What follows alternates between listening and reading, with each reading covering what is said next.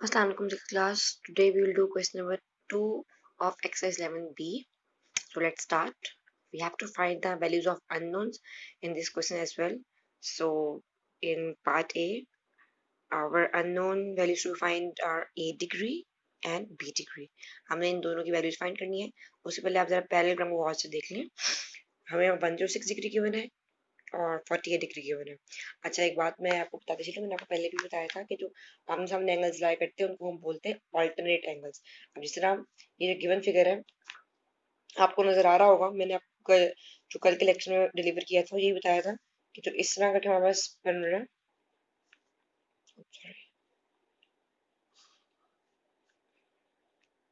फिलहाल ये वाला केस बन रहा है हमारे पास, ठीक है ना.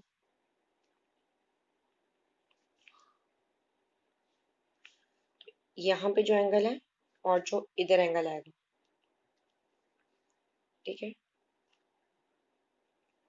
ये दोनों के आप इसमें ऑल्टरनेट एंगल्स, इनको बोलते हैं ऑल्टरनेट एंगल जो आमने सामने लाई करते हैं.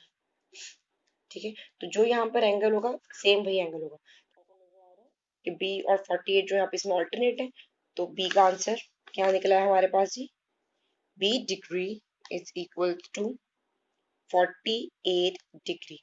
और आपने इसकी रीजन क्या देनी साइड पर, because they are alternate angles. ठीक हो गया जी. तो ये हमारा निकला है बी डिग्री का आंसर.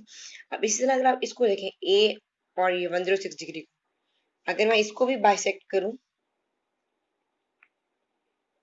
या डायगोनल इधर भी अगर मैं ड्रॉ करके देखूं, तो इधर भी वो अल्टरनेट वाली कंडीशन बनने की, जो यहाँ एंगल है वही यहाँ पर एंगल है, जो इधर एंगल है वही यहाँ पर एंगल है. ठीक है ना, इवन डॉट ने शो किया.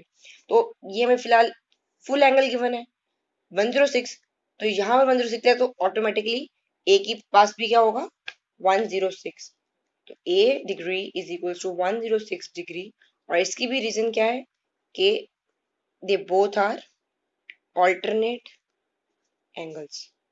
तो जहां पर भी ऑल्टरनेट एंगल्स आए, आपने जो आगे कहते हैं अननोन के सामने वाली वैल्यू होगी वो उसका आंसर बन जाएगा. ठीक है ना. तो यहाँ पे हमारे पास अननोन ए था, लेकिन ए के सामने ही 106 लाई करता.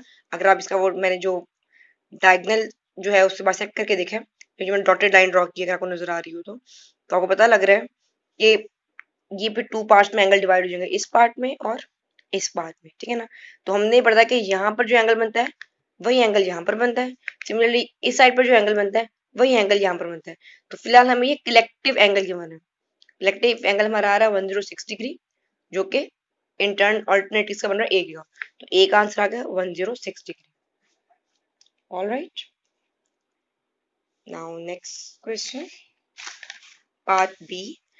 पार्ट बी में हमें दी है अगेन एक पैरेललोग्राम, और उसमें हमारे पास जो है वो ऐसे कोई वैल्यू नहीं दी गई, लेकिन हमें क्या कहते हैं बताया गया कि 5c डिग्री की बने, 2d डिग्री की बने और 4c. तो अननोन्स फाइंड करने हैं. अननोन्स हमारे पास c है और d है. अब देखते हैं कैसे सॉल्व करना है. उससे पहले मैं आपको एक बात बता दूं कि वही जो अल्टरनेट वाली बात हमने पीछे पढ़ी है वो इधर भी जो है वो लाई डाउन करती है.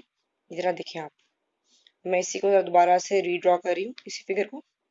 This is 4c degree, this is 2d degree, this is 5c degree, और a b c and d. ठीक है. मैं इसको जब कट करती हूँ, स्प्लिट करती हूँ, तो यहाँ पर जो एंगल होगा सेम एंगल यहाँ पर लाई करेगा. ठीक है. और यहाँ पर जो एंगल होगा सेम एंगल यहाँ पर लाई करेगा. सही हो गया. तो इसका मतलब है ये मुझे पूरा एंगल दिया हुआ है, कितना दिया हुआ 5c, तो ये पूरी वैल्यू इधर भी लाई करती होगी. सो मैं कह सकती हूँ कि एंगल बी, इसको हम एंगल बी कह देंगे. ठीक है ना. Angle B is equals to 5c degree. Reason क्या है इसकी, दे आर ऑल्टरनेट एंगल्स. आप लोगों ने जब क्वेश्चन सॉल्व करने हैं, जिस तरह मैं साइड पे रीजंस लिख रही हूँ, आपने भी इस तरह ही रीजंस लिखने हैं. ठीक है ना. रीजन क्या है इसकी, ऑल्टरनेट एंगल्स है. अब आप इन दोनों केस को भी देख लीजिए. मैं अगर इस वाली साइड को बाइसेक्ट करती हूँ, इसको मैं डायगनली कट करती हूँ, तो वही वाली बात, इधर जो एंगल बनेगा वही एंगल यहाँ बनेगा, इधर जो एंगल बनेगा वही एंगल इसकी इस साइड ऑपोजिट में बनेगा.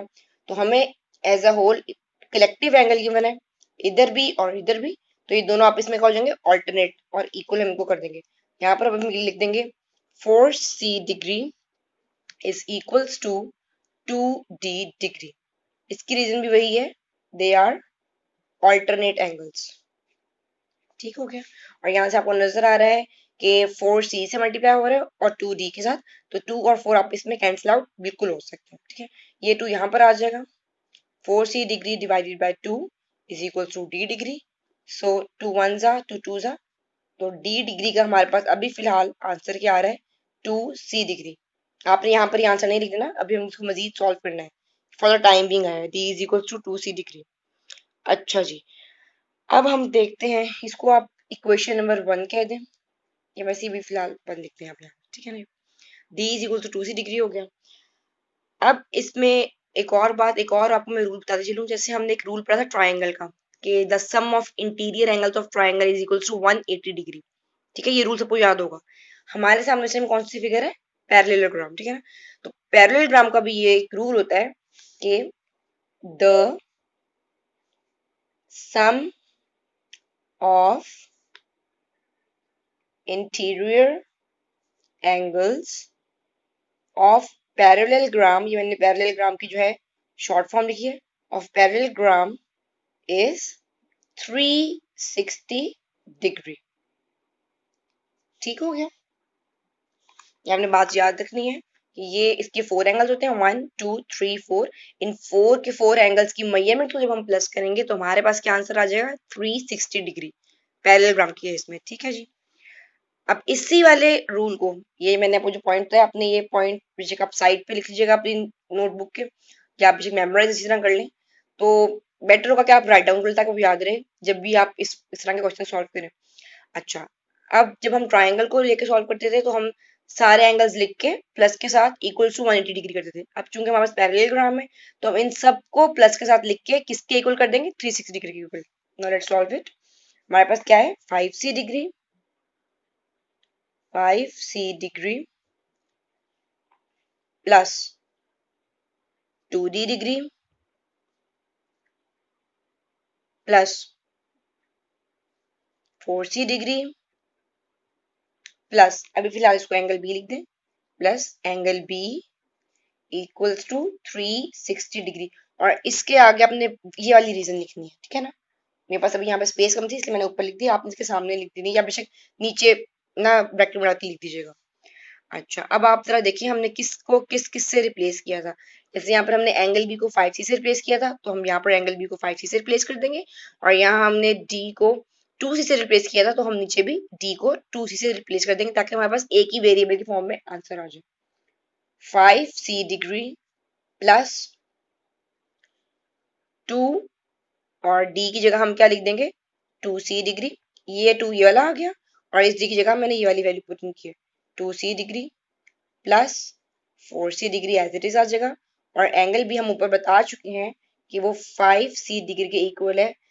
क्या रीजन थी, क्योंकि वो ऑल्टरनेट एंगल है। ठीक हो गया जी, आप पहले इन दोनों को सॉल्व कर दें। 5c degree plus 2 2 are 4, 4c degree plus 4c degree plus 5c degree is equals to 360 degree. अब जब इनको एडअप करते हैं, 5 5 10, 10 प्लस 4 14, 14 प्लस 4 18। ठीक है जी, हमारे पास आंसर आ रहा है, जैसे कर ले, 5 plus 4 9, 5 plus 4 9, 9 plus 9 18, 18c degree is equals to 360 degree. अब यहाँ पर 18 जो है c से मल्टीप्लाई हो रहा है, हमें खाली सिंगल c की वैल्यू चाहिए, तो 18 वहां पर जाके क्या हो जाएगा, राइट हैंड साइड पे जाके डिवाइड हो जाएगा। ये भी मैथ्स का रूल है कि इक्वल्स टू के एक साइड पे अगर कोई चीज मल्टीप्लाई हो रही है तो इज इक्वल्स टू के दूसरी साइड के ऊपर जाके क्या हो जाएगी, डिवाइड हो जाएगी। और अगर इज इक्वल्स टू के इस साइड पे कोई चीज प्लस हो रही है तो वो इस साइड पर जाकर माइनस हो जाएगी। और अगर कोई चीज यहाँ पर माइनस हो रही है तो वो इधर जाके प्लस हो जाएगी। और अगर कोई चीज यहाँ पर डिवाइड हो रही है तो इस साइड पर जाके क्या हो जाएगी, मल्टीप्लाई हो जाएगी। ठीक है, डिवाइड के केस में मल्टीप्लाई हो जाएगी और मल्टीप्लाई के केस में डिवाइड। यहाँ पे ये मिश्रा में 18 जो है सी से मल्टीप्लाई हो रहा है, तो ये अब क्या होगा, 360 से इस साइड पर आके इक्वल टू के डिवाइड हो जाएगा। ठीक है ना, 18 जो, और जब 18 डिवाइड होगा तो हमारे पास आंसर आएगा C degree is equals to 20 degree. Now this is the genuine answer. तो आपका सी डिग्री का आंसर क्या आ गया, 20 डिग्री। और साथ में अब आप देखिए कि आपने यहाँ पे आप लिख दें एक स्टेटमेंट कि put the value of C degree in 1। इसकी बात हो रही है, हमने इसको पॉइंट कराया था ना, मार्क कराया था 1 से, तो हम यहाँ पे लिख दें put the value of C degree in 1, equation 1, ठीक है। तो हमारे पास डी का आंसर क्या जगह, D degree is equal to 2। अब यहाँ पर सी डिग्री की जगह आपने क्या लिखना है, 20 डिग्री, और हमारे पास अब डी डिग्री क्या बन जाएगा, 40 degree. So this is answer. थोड़ा ट्रिकी था लेकिन ये इजी आंसर है, इजी मतलब कि आपने इजीली सॉल्व कर लिया, ठीक है। इसको आप अच्छी तरह देख लीजिए और कुछ ना समझ आए तो मुझसे जरूर पूछिएगा। अल्लाह हाफिज।